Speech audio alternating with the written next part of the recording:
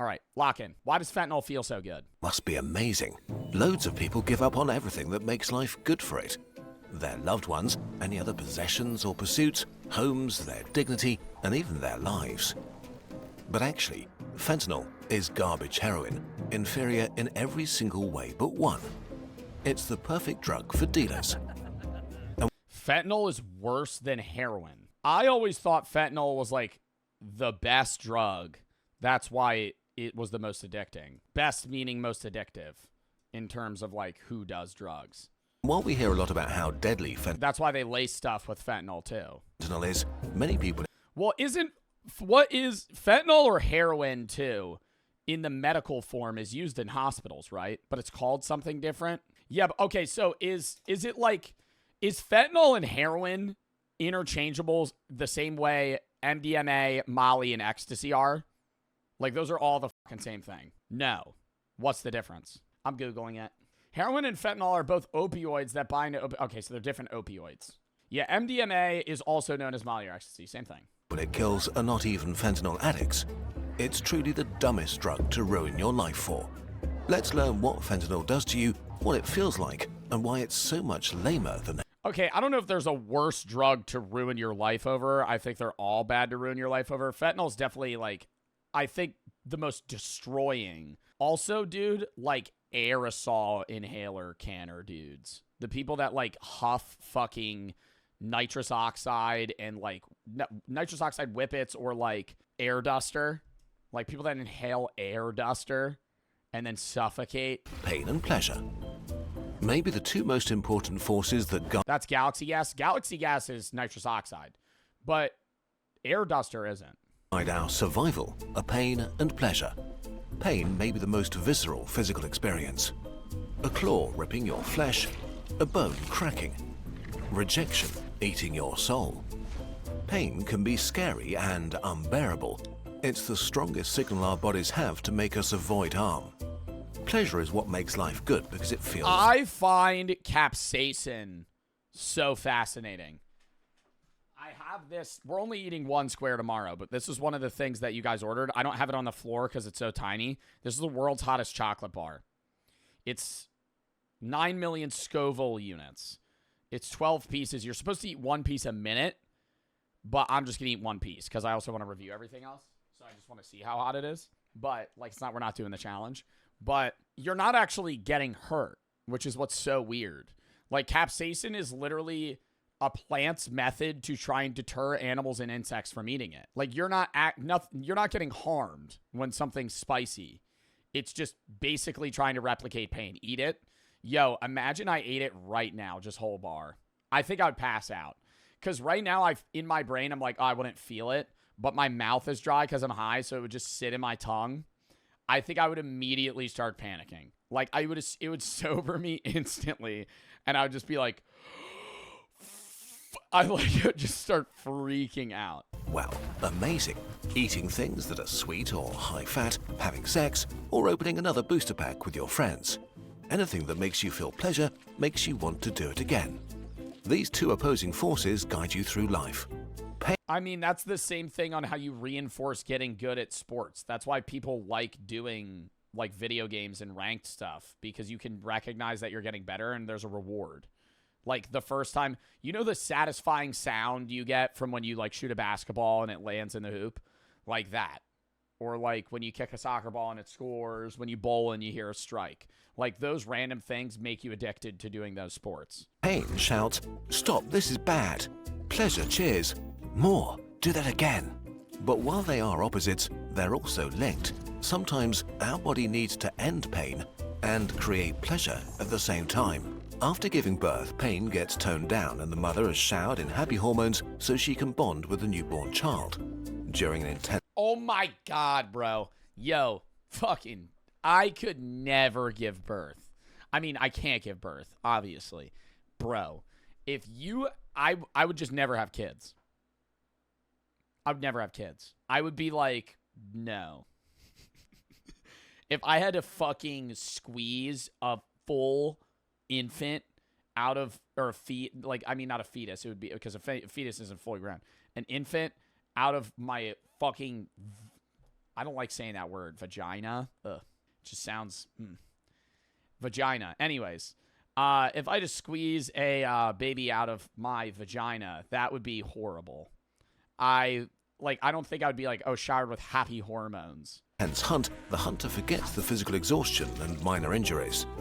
Both are technically not great experiences, but need to be repeated for our survival. And nature invented a powerful mechanism to achieve this. The mighty opioid receptor. It's like a keyhole. Well, side note, I'm going to pause this a lot because I'm high. So shut the fuck up before you say yapper. Don't men have a lower pain or a higher pain tolerance? No, not a higher pain tolerance. Rework.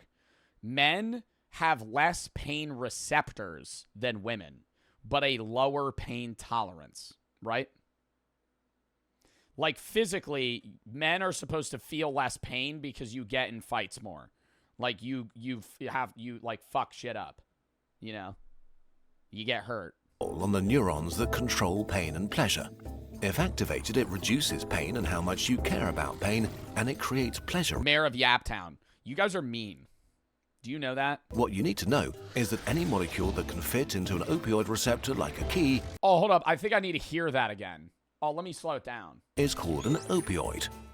Opioids are extremely powerful, so when your body uses opioids like endorphins when you laugh, it releases only a tiny amount exactly where they're needed. So the effects are mild and localized. Your sprained ankle feels better, a painful memory subsides, you get a boost of happiness meeting an old friend. And now we're getting to drugs. Humans found opioids in nature like morphine and were quite taken by them.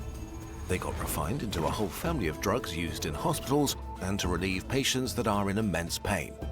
Codeine, OxyContin, Vicodin, and of course, heroin, and the worst of all, fentanyl. Before we can explain why fentanyl is the most garbage drug, we need to I love learning about this stuff. do something fun.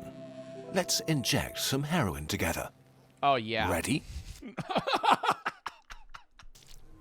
The supernova of pleasure. Heroin rushes through your entire body and flips every... I genuinely imagine this is probably what the experience is like to a drug addict. and flips every opioid receptor it finds. A rapid cascade of things happens everywhere all at once. A symphony of intense sensations. Wait, so this is how people in hospitals feel, or they're just putting lesser amounts? Because I know it's hard for people to get off painkillers because you get addicted to them. But, like... Every cell regulating pleasure is now high. Without I feel like everybody would leave the hospital just addicted to drugs. control, floodgates of happy hormones open and fill you up top to bottom with pure bliss. A cup of coffee, a nectar of joy. This song you like, a celestial symphony. A cuddle, pure love from the center of the universe. Wherever you felt pain before, from wounds or aching joints or menstrual cramps or... Oh my God, wait. No, but see, what's the difference between this? Like, opioids in general, they're binding to those receptors and filling you with, like, serotonin and those things. But doesn't it deplete it when it's done? What does weed do? Does it increase? It doesn't increase serotonin levels. Yeah, researchers said THC in cannabis causes increased levels of dopamine, not serotonin. I think it slows something down, though, too. loneliness or self-loathing, it's gone now. You are simply unable to feel pain or care about it anymore. Like dimming the lights in a cozy room, your brain's alert system is put to sleep and you feel at ease, warm and serene. Any stress melts away and dissolves into a dreamlike haze. You're no longer worried or tense about anything. This peace even spreads to your essential organs, slowing your breath, soothing and slowing your intestines. Your chest rises and falls like the gentle waves of a quiet shore. You're sailing a sea of calm and happiness that feels perfect and eternal. The full load of a strong opioid like heroin for the very first time is one of the most amazing feelings humans can experience. For a few hours, you're in heaven. And this is exactly the problem. Your brain is... Yeah, because then doesn't it bring, like, your average levels so much higher? Yapping incoming. Bro, shut the fuck up. Doesn't it bring... Oh, God. Oh, Jesus. It brings, like, say this is your level of, you know, happiness or like serotonin levels. Like, it brings your average so high that what you fall back down to makes you need to reuse it more and more, because it just you become more tolerant to it, but it also just becomes something that you end up needing to feel normal. You feel too good. But nothing lasts forever, and now you're in trouble. You just experienced the best feeling you ever felt. Your brain's reward center is completely fried and can't comprehend what happened. If what you did felt this good, it has to be amazing for your survival, and you should do it again. Except you can never ever feel this good again. This will be your peak life moment forever. You may— Wow, really? Every heroin addict's best feeling is the first time they use. I have a friend that is a, I don't give a fuck if I'm saying I have a friend again. I know. I have a million friends for everything. I have a friend that is an EMT firefighter. I've talked about him before. He says that when he brings people off of ODing, that they get fucking mad at him. Not because they were actually trying to commit suicide, but because people that are ODing in that mindset are having a great time. Like, up until that point, and then they're literally brought back to dead sobriety for a moment, and they get fucking pissed. And he's like, dude, I just saved your life. And they get fucking mad at him. And I would just be so annoyed at that person. I'd be like, bro, like, I'm trying to help you. Like, your job is literally to be like a fucking hero. Like, you're saving people.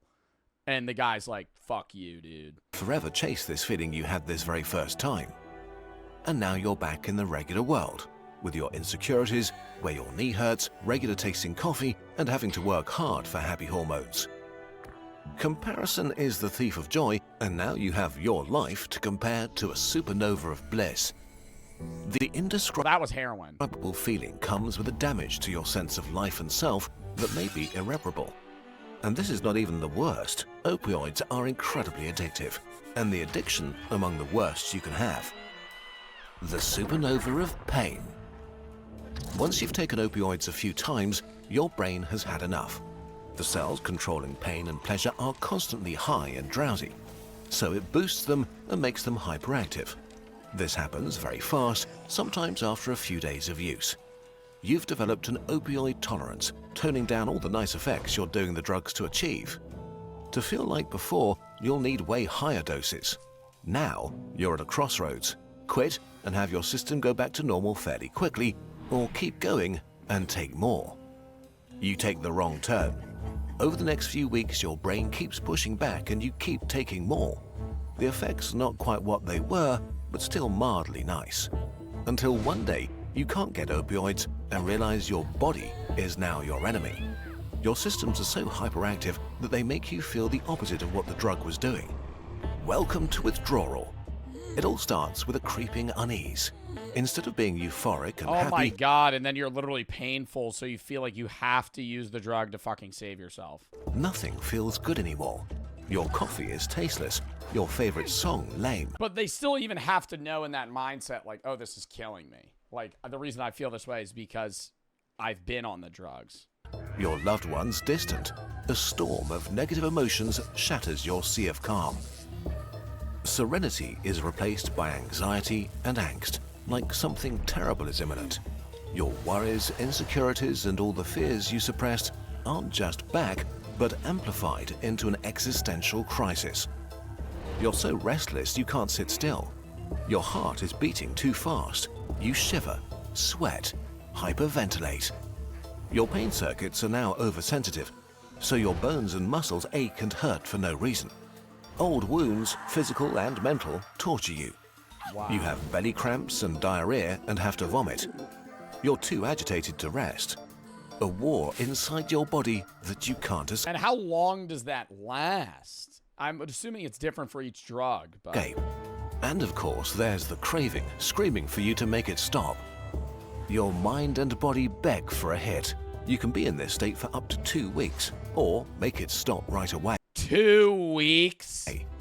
Okay, so why not just take heroin forever and feel amazing always? The fun thing is that it doesn't work this way. You get tolerant to the nice effects like euphoria faster than to the bad ones like dangerously slow breathing. So it turns from touching the love center of the universe to mostly drowsy numbness and relief from withdrawal. Now you don't take opiates to get to heaven, but to avoid hell. You're in a prison of your mind and body, unable to connect with all the things that could actually make you feel good. Opioid addiction is brutal and extremely hard to escape. It should be pretty clear that you need to be extremely careful with any opioids, and if you have the chance to do it for fun, just don't. There's a very Bro, but I don't know, man. Like, the crowd you gotta be hanging around to... I've never seen a motherfucker with heroin. Like, well, you know what I mean? Like, like, the most I've ever seen, even at a club, is like cocaine, maybe MDMA, ecstasy, mushrooms. I've seen acid. Like I've seen people take it. But, like, I've never been, like, around a motherfucker doing heroin, like, casually. very real risk that your life might just be over. At a frat? I don't think you're getting a guy doing fucking heroin just at a frat party. And that you'll go through hell. Now that we've seen the heaven and hell of heroin, we can get to fentanyl, the garbage drug. Fentanyl is really garbage heroin. Everything we just described is true in different intensities for most opioids. They can be great, all of them can be hell. Heroin is just sort of the strongest, except it isn't. Fentanyl is around 50 times more potent than heroin. What? But that doesn't mean 50 times more amazing, quite the opposite. Fentanyl is extremely good at crossing the blood-brain barrier, the firewall that protects your brain from harmful substances. It enters your brain so easily that you get from 0 to extremely high almost instantly. But just as fast as it enters, it leaves again. Wait, so if you're on heroin, it's a slow build, and you're high for a long time. Fentanyl, it's like up, down. And then they're immediately like, I gotta do it again. A heroin high can last 6 hours, and fentanyl can fade in minutes. Fentanyl doesn't feel as good as heroin. Instead of a supernova of bliss, you mostly get the black hole of nodding away. But it comes with all the withdrawal symptoms. As a bonus, because fentanyl acts so quickly on your brain, it fries your reward center even more, making it even more addictive than heroin. And since you only need so little of it, it's super easy to overdose and die by accident. It's the deadliest illegal drug in US history by far. Oh my Between God. Is this per year? 70,000 people, over 70,000 people in the US every year are dying of fentanyl. Between 2013 and 2023, it killed about 400,000 Americans. Oh my God. Fentanyl really is garbage heroin. Too dangerous, too intense, too addictive, too little fun. But then why are so many people taking it? Well, Where was weed? Well, weed doesn't kill people. Outside of, like, cancer from smoking. Heroin's down. People are using heroin less. I feel like cocaine, yeah, I was going to say cocaine, but cocaine's usually laced with fentanyl, but then it would just still be a fentanyl death. U.S. overdose death by selected drugs. So would that mean if you got cocaine, OD'd on it, but it was because of the fentanyl, that it would be listed as a cocaine death or a fentanyl death? fentanyl really is garbage heroin. Too dangerous, too intense, too addictive, too little fun. But then why are so many people taking it? Well, actually, nobody wants to. Fentanyl is not for users, it's for dealers. The house always wins. Fentanyl is a drug dealer's dream. One truckload could supply the entire US for 1 year. It's cheap to because it's so small. make and easy to smuggle. Heroin needs plants and fields and way more space.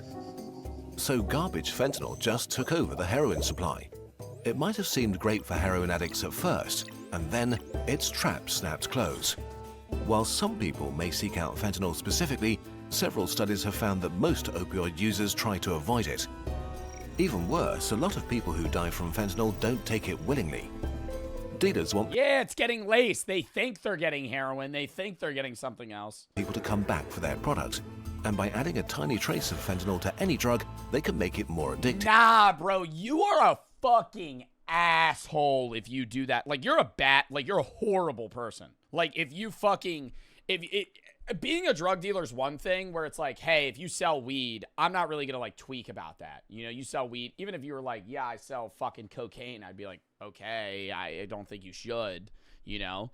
But if they were like, yeah, I sell cocaine and I'm lacing it so they come back to me and I might have put too much, he might overdose. Are you fucking kidding me? Like, now you're actually just openly saying, yeah, I'm murdering people for money. Like, they're making money off of it. They don't care. Yeah, but I mean, like, wouldn't you want your customers to, like, return? Like, that, like, it's business shit, but it's like, oh, my God. Even if people don't realize they took an opioid, they'll feel its effects. So dealers started to mix all kinds of drugs with fentanyl, turning... Yeah, there's a few cases of people putting fentanyl in weed, which I think is fucking wild. ...the entire US drug market into a minefield where any trip can be your last. Because way too often, they put a bit too much in their mixes. In 2022, the combination with pills, often counterfeit oxycodone and benzodiazepines, accounted for about 20% of all fentanyl deaths. In 2023, the US authorities seized 115 million pills with fentanyl. 70%. Do you think they feel bad? Like, I don't know. I'm just thinking, like, if you imagine you were a dealer and you're like hitting the block every day, you know, or wherever you're fucking selling, or whoever you're selling to. And then, like, you're selling a shitload to this one person, like, more and more over and over again. You could tell they're fucking, like, homeless. They have no money. They're itching. And then they just stop contacting you one day. And then you're like, oh, they're dead. Like, fuck. ...percent contained a lethal dose. Like, it just becomes normal. About half of fentanyl overdoses came where you expected the least, from stimulants like cocaine and meth. A lot of people may have taken these mixes on purpose, but many others just wanted to party and weren't ready for an opioid surprise. This is especially dangerous because if you've never tried opioids, you can overdose very easily. Fentanyl really has no upsides outside medical use. For dealers and cartels, it means easy profit. For users, it means a worse opioid addiction and a worse life. For people who would never ever try it, it can be a death sentence they didn't see coming. No matter how alluring they are, using opioids, even in safe settings, is playing with fire on the best of days. Fentanyl is a garbage drug that turns this fire into a raging furnace, increasing the risk of death massively. There's really only one conclusion to draw here. If you have the choice, don't step into the supernova of pleasure, because the danger of it turning into a supernova of pain is just too high. I mean, it's not even too high. It's guaranteed. Getting like if you do it again. to the root of an issue requires looking. That's an ad. Okay, well, that was a fucking fun video. Never thought I'd hear "Let's inject some heroin together" from the Kurtz Kazat voice. I would never think I would hear "Let's inject some heroin together" in general. I gotta piss first. Oh my god. Hold up.